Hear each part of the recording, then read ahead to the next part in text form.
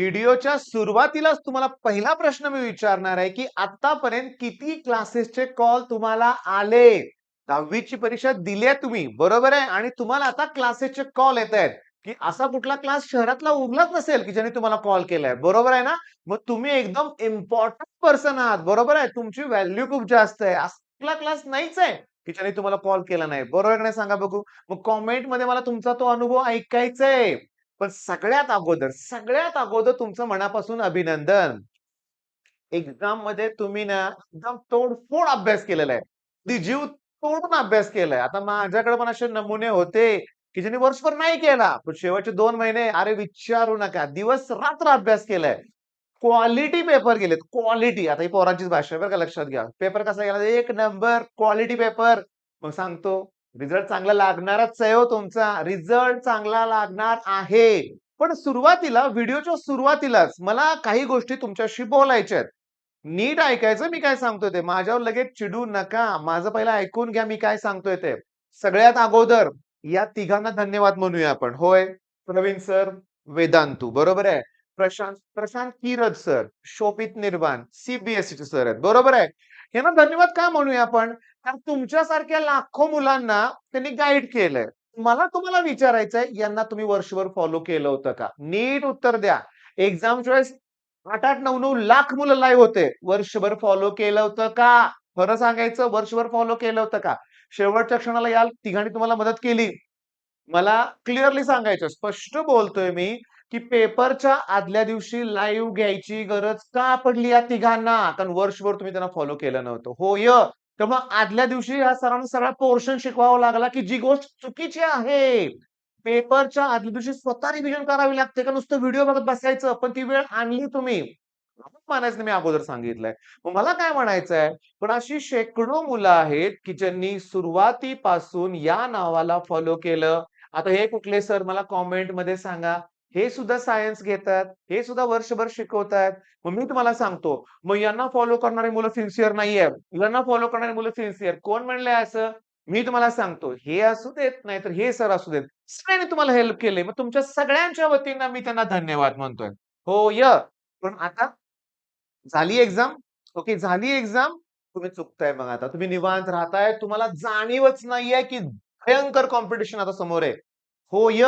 तुम्हाला 10वी ला चांगले मार्क पडणारच आहेत. तुम्हाला पण माहिती आहे, मला पण माहिती आहे. फुगा मोठा बनवलाय आपण. 95, 96, 97 नाही, 98, 99% ची मुलं माझ्याकडे आता जॉइन होतायत. 11th झाल्यानंतर ही डार्क रिअॅलिटी आहे लक्षात घ्या. त्यांना आता जाणीव झाली, की जेईई होत नाहीये. का होत नाहीये? कुठं चुका होतात? मी सगळं बोलणार आहे. आज मी रामनवमीच्या मुहूर्तावर कोर्स लॉन्च करतोय लक्षात घ्या. कोर्स लॉन्च करतोय. त्याच्याबद्दल मी डिटेल बोलणारच आहे ब्रिज कोर्स बद्दल किंवा अगोदर बोलतो. काय प्रकार आहे ब्रिज कोर्स सांगतो आणि कॉम्पिटिशन बद्दल बोलायचंय, सब्जेक्ट्स बद्दल बोलायचंय. सगळं मी तुम्हाला गाईडन्स करणार आहे. अतिशय महत्त्वाचा व्हिडिओ आहे. त्यामुळे तुम्ही 10th स्टँडर्ड पास आउट मुलं आहेत. पास आउट झालायच हो तुम्ही. 10वीत कोण फेल होत नाही बाळांनो. नाही होत कोण फेल. उलट चांगले मार्क तुम्ही मिळवताय. आता 10वी नंतर आपल्याला तयारी करायची एक ब्रिज कोर्स तुम्हाला लागणारच आहे. बरं हे करत असताना मी तुम्हाला सांगतो कशासाठी करतोय आपण? की 10वी नंतर एक तर तुम्ही डिप्लोमाला ॲडमिशन घ्याल. ओके. जेईची प्रिपरेशन, नीट किंवा एम-एच-टी सी आता हे कोण आहे सांगू का? एम-एच-टी सी वाले, की ज्याच्या घरात लहान मोठा मोठा भाऊ-बहीण कोणतरी आहे, ज्यांनी जेईचा प्रयत्न करून बघितलाय आणि कळालंय, सगळं कळालंय, कुठं काय चुका होतायत. ती मुलं सुरुवातीपासून सी करतायत. हे कटू सत्य आहे. पण त्यांच्या घरात गाईडन्स नाहीये, ज्यांना गॅरंटी आहे, की आपल्याला 95-96% मार्क पडतायत. त्यांना माहिती आहे, की मला जेईच करायचंय, पण मुलं चुकतायत. कुठली चुकतायत? मी तुम्हाला सांगतो, पण हा जो ब्रिज कोर्स आहे, मग ह्यात काय देणार आहे मी तुम्हाला? काय घेतलं जाणार आहे तुमचं? मी तुम्हाला सांगतो. पहिली गोष्ट कॉम्पिटिशन जाणीव होईल तुम्हाला. जेव्हा तुम्ही कुठल्याही नामवंत अकॅडमीत जाल. चला टॉपच्या अकॅडमीची नावं सांगा. कमेंटमध्ये सांगा मला. मी सुरुवात करतो. ॲलन म्हणलं की कोटा शिवाय ऑप्शन नव्हता. पण ॲलन तुमच्या दारात आहे आता लक्षात घ्या. कोल्हापुरात अख्खी बिल्डिंग आहे ॲलनची. साताऱ्यात सुद्धा आहे क्लासेस ॲलन. कुठलं शहर नसेल जिथं ॲलन नाहीये. मग मी ॲलनचं नाव सांगितलं जेईईसाठी. अजून क्लासेसची नावं सांगा तुम्ही. हे सगळे टॉपचे दी बेस्ट क्लासेस आहेत. पण इथं जीवघेणी स्पर्धा आहे. कॉम्पिटिशन आहे. मंथली टेस्ट असणार आहेत. त्याच्यानंतर तुमचं काय म्हणतात बायफर्की काय मला सांग शब्द मला इंग्लिश जमणार नाही बरं का. वर्गीकरण केलं जाणार आहे. टॉपर्सना वेगळं केलं जाणार आहे. टॉपर्स टॉपच्या बॅचमध्ये असणार आहेत. परवा मला एक सैनिक स्कूलचा स्टुडंट भेटला होता. 10वी पर्यंत सैनिक स्कूलला होता. 11thला एका एक्स्ट्रा ऑर्डिनरी अकॅडमीत आहे. अतिगिरीला ती अकॅडमी आहे. तुमच्या लक्षात आलं असेल. त्याच्याकडून मला कळालं 8व्या डिव्हिजनमध्ये आहे. पहिल्या पण नाही, दुसऱ्या पण नाही, तिसऱ्या पण नाही, चौथ्या पण नाही, 5व्या, 6व्या पण नाही, अरे 7व्या पण नाही आणि 8व्या आणि 8व्यात पण राहील आता याची गॅरंटी नाही. 9व्या, 10व्या, 13 डिव्हिजन आहेत क्लासमध्ये 13. ओके. कॉम्पिटिशन खूप आहे. का? तुम्हाला सांगतो. कारण आपण अभ्यास करताना चुकलो कुठं बघा. 10वीच्या मुलांचं चुकलं काय? की तुमचा सायन्स 1चा हा पोर्शन आहे. बरोबर? हा सायन्स 1. सायन्स 2 काय बायोलॉजी होतं. त्याच्याबद्दल मी जरा कमी बोलणार आहे बरं का किंवा नाहीच बोलू शकत. माझं टार्गेट जेईई पण नाही. एम-एच-टी, सीईटी आहे बरं का लक्षात घ्या. त्यामुळे पीसीएम बद्दलच मी बोलणार आहे. मेन पॉइंट काय की सायन्स 1 मध्ये तुम्हाला न्यूमेरिकल्स किती मार्काला होतं रे? फक्त 2 मार्काला होते. 2 मार्काला न्यूमेरिकल होते लक्षात घ्या. आणि आता फिजिक्सचा पेपर 70 मार्काचा असणार आहे बोर्डचा. हो आणि त्यात 35 मार्क्सचे न्यूमेरिकल्स आहेत. आलं का लक्षात? मग मी तुम्हाला सांगतो ब्रिज कोर्सच्या पहिल्याच लेक्चरमध्ये ब्रिज कोर्सच्या पहिल्याच लेक्चरमध्ये माझा फोकस असणार आहे की फिजिकल क्वांटिटीज. हो, त्या एक्सप्लेन करणं, मग त्याचे युनिट, त्याचे फॉर्म्युले 8, 9, 10 चा सिलेबस इथे घेतला जाणार आहे. काय होतं 8, 9, 10 मध्ये? केपलर्स लॉ होतं, आहे 11वीत. ओहम्स लॉ आहे 11वीत. झायसेल आहे 11-12 मध्ये आहे. इलेक्ट्रोमॅग्नेटिक इंडक्शन झालंय 8वीला. ते पण आहे. मॅग्नेटिक इफेक्ट पण 8वीला होतं. तो सुद्धा आहे टॉपिक फिजिक्समध्ये. केमिस्ट्रीमध्ये ऍसिड बेस थिअरी 7वी पासून होते. अरेनियस वगैरे सुद्धा 9thला होतं. आहे परत. म्हणजे आपल्या ब्रिज कोर्समध्ये असं शिकवलं जाणार आहे तुम्हाला. ओके.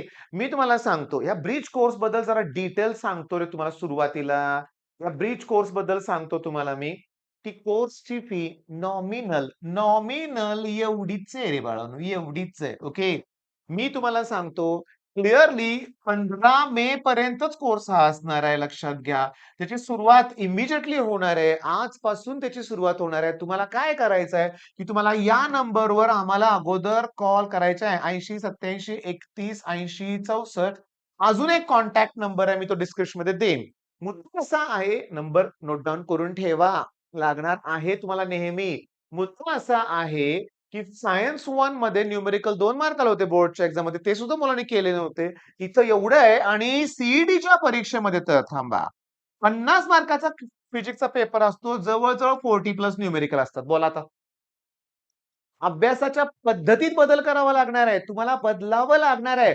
आता स्वतःसाठी नॉलेज वाढवण्यासाठी अभ्यास करावा लागणार आहे. तुम्ही चुकला कुठे माहितीये का? तुम्ही आतापर्यंत टार्गेट कंप्लीट केलं फक्त. अभ्यास दिलाय, होमवर्क केला कंप्लीट. झाला होमवर्क, मी खेळायला गेलो. केलं ना असं बाळांनो? आता नाही चालणार. आता नॉलेज वाढवण्यासाठी अभ्यास करावा लागेल. जेवढं करेल करेल तेवढा अभ्यास कमी आहे. याचा अर्थ लाईफ मधली एन्जॉयमेंट सोडायची नाही. मला खेळायला जायचंच आहे. मला अभ्यास करून खेळायला जायचं. मी अगोदर सांगतो. माझा मुलगा सुद्धा 12th मध्ये आहे. मी त्याचं स्पोर्ट्स बिलकुल बंद केलं नाही. जायचंच प्रॅक्टिसला.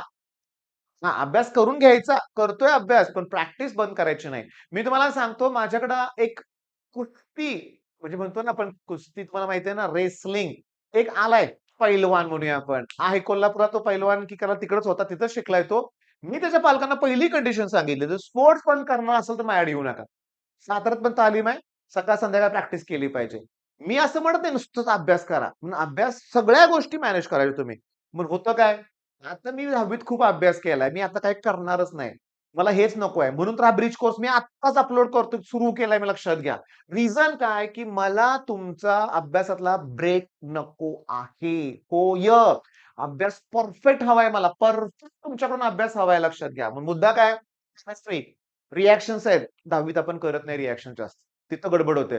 नाही, नाही. मी असताना काळजी करूच नका, की आपल्या ब्रिज कोर्समध्ये इतकं व्यवस्थित तुमचं सगळं बेसिक घेतलं जाणार आहे, की जेणेकरून तुम्ही काहीही करा. तुम्हाला त्याचा नक्की फायदा होणारच. बरं, सर नाही परवडत, खूप महाग फी आहे. अरे, तुम्हाला ज्या क्लासेसचे फोन आले ना, त्यांच्या फीस किती आहेत विचारल्या का तुम्ही? ज्या क्लासेसच्या, ज्या अकॅडमीचे तुम्हाला कॉल आले, त्यांच्या फीज विचारल्या का? लाखोमध्ये आहेत, लाखोमध्ये. आणि माझ्याकडं एक स्टुडंट आहे, पुण्यावरून आलाय. ओके, एनडीएचा क्लास लावला होता. XYZ academy. क्लास चांगलाच आहे. मी क्लासला कधी नावं ठेवणार नाही. पण 2 वर्षाची फी किती होती? 5,000 नाही, 50,000 नाही, 5,00,000 5,00,000 भरून पण काही झालं नाही कारण बेसिक कच्चं होतं. पण माझा जो ब्रीच कोर्स आहे, एवढ्या किमतीचा, ह्यात तुमचं बेसिक पक्कं होणार आहे. पण तुमचे डाउट आहेत मला माहिती आहे ना. दिलाय की नंबर, करा की कॉल, बोला आमच्याशी. सगळ्या गोष्टी मी तुमच्याशी क्लिअर करेन लक्षात घ्या आणि हे अतिशय इम्पोर्टंट ब्रिज कोर्स आहे. हो, काय होतंय सांगतो. पहिली चूक, मी आता निवांत राहणार आहे. रिझल्ट नंतर बघू. भयानक चूक. दुसरी चूक, क्लासेस शोधण्यात रिसर्च करतायत मुलं. माझ्याकडे एक स्टुडंट आहे, माझ्याच क्लासमधली आहे. ती म्हणली, "मी आणि माझ्या दीदीनं प्रचंड रिसर्च केलेला आहे आणि रिसर्च करून आमचं हे XYZ कन्क्लुजन आलंय." अरे, क्लासेस सगळे चांगले आहेत.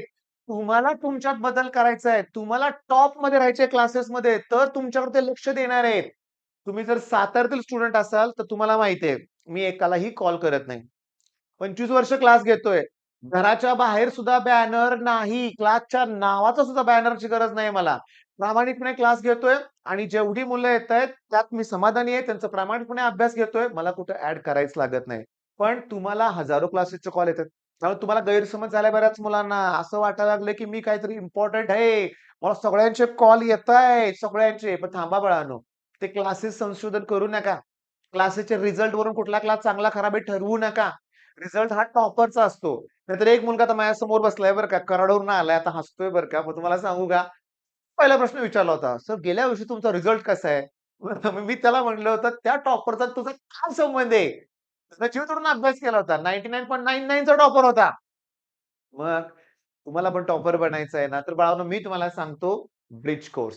ओके. मग करायचं आहे काय? ॲप डाउनलोड करायचंय. आपलं सह्याद्री ट्युटोरियल्स हे ॲप डाउनलोड करा. डिस्क्रिप्शनमध्ये लिंक देतोय. चॅनलला सबस्क्राईब करा. 2 वर्ष मी तुमच्याबरोबर असणार आहे सीईटी होईपर्यंत. सीईटी नंतर तुम्हाला इंजिनिअरिंगच्या टॉपच्या कॉलेजमध्ये ॲडमिशन देईपर्यंत मी तुमच्यावर असणार आहे. आम्ही काउन्सिलिंग सुद्धा प्रोव्हाईड करतोय लक्षात घ्या. मुद्दा असा आहे, मुद्दा असा आहे, मी तुम्हाला सांगतो. थोडक्यात सांगतो. अरे, मी पण तुमच्यासारखाच आहे रे. मी घरी सांगून टाकलं होतं, "ए मला डिस्टर्ब करायचं नाही. मी आता आराम करणार आहे." वर्षभर अभ्यास केलाय. केला. 3.5 महिने आराम केला. जूनमध्ये आमच्या वेळेस रिझल्ट लागायचा. लागला रिझल्ट, चांगले मार्क पडले. टॉपर ना मी. फुगा झाला होता नुसता मार्कांचा.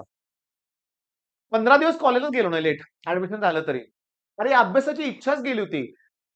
3 महिने नुसतं एन्जॉय केलं होतं. नुसतं एन्जॉय केलं होतं. नुसतं एन्जॉय. ओके. संपलं होतं सगळं. सगळ्या यात्रा, सुट्ट्या-बिट्ट्या सगळं एन्जॉय केलं होतं. आणि मग मला अभ्यासाची इच्छाच उरली नाही. कॉलेजमध्ये 15 दिवस उशिरा गेलो. तोपर्यंत लॉग टेबल वगैरे सगळं शिकवून झालं होतं. मला 2 वर्षात लॉग टेबल कधी कळालं नाही. क्लास जॉइन केला.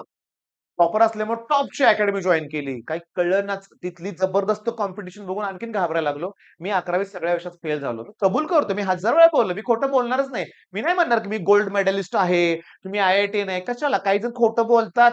क्लासेसवाले करतात. फॅकल्टी नसतेच IITN पण लिहायचो आमच्याकडे IITN फॅकल्टी आहे. कारण पालक मूर्खांना वाटत असतं ना IITN फॅकल्टी पाहिजे. आणि फॅकल्टी माझ्यासारखी पाहिजे. अडचणीतून गेलेली म्हणूया आपण. सिरियसली सांगतो. मी माझं जास्त कौतुक करत नाही. पण मी क्लिअरली सांगतो मी माझ्या लहान भावांशी पण खूप कठोरपणे वागलोय. हो, या अभ्यासाच्या बाबतीत. माझ्या लहान भावाचं एवढं कौतुक आहे मला, त्याला सीईटीत 200 पैकी 196 मार्क पडले होते. त्यावेळेस माझे क्लासेस नव्हते. पण ना सांगू का, मी सगळ्यांना स्ट्रिक्ट ठेवलं होतं. माझा प्रत्येक भाऊ यशस्वी आहे. माझा प्रत्येक स्टुडंट सुद्धा यशस्वी आहे. अगदी 50% चा स्टुडंट आहे आमचा. ओके. 10वी 50 होते मार्क, 50%. पण 12वीत सीईटीत 96 पर्सेंटाइल मिळाले. का? तेवढं डेडिकेशन होतं. तुम्हाला आजपासून अभ्यास करायचा. तुम्ही जर म्हणला ना रिझल्ट नंतर बघू, फिनिश. तुम्ही जर म्हणला ना मला आता लाईफ एन्जॉय करायचंय, फिनिश. मी स्पोर्ट्सला परमिशन देतो. याचा अर्थ गल्लीत क्रिकेट खेळायचं नाहीये अंधार पडेपर्यंत. जोपर्यंत बॉल दिसत नाही तोपर्यंत क्रिकेट खेळणारी मुलं आहेत. काय उपयोग आहे? काही उपयोग नाही. आता जरा कठोर बोलायला लागलोय बरं का मी. पण सांगतोय मला तुमच्याकडून करून घ्यायचंय. मला आनंद होतोय. व्हिडिओ बनवायच्या अगोदरच ॲडमिशन्स फिक्स आहेत.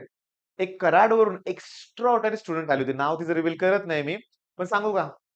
अगदी पालकांची तयारी होती, की सर सातारला शिफ्ट करायचंय आम्हाला सगळ्यांना. क्लाससाठी कराडवरून ते सातारला शिफ्ट होणार होते.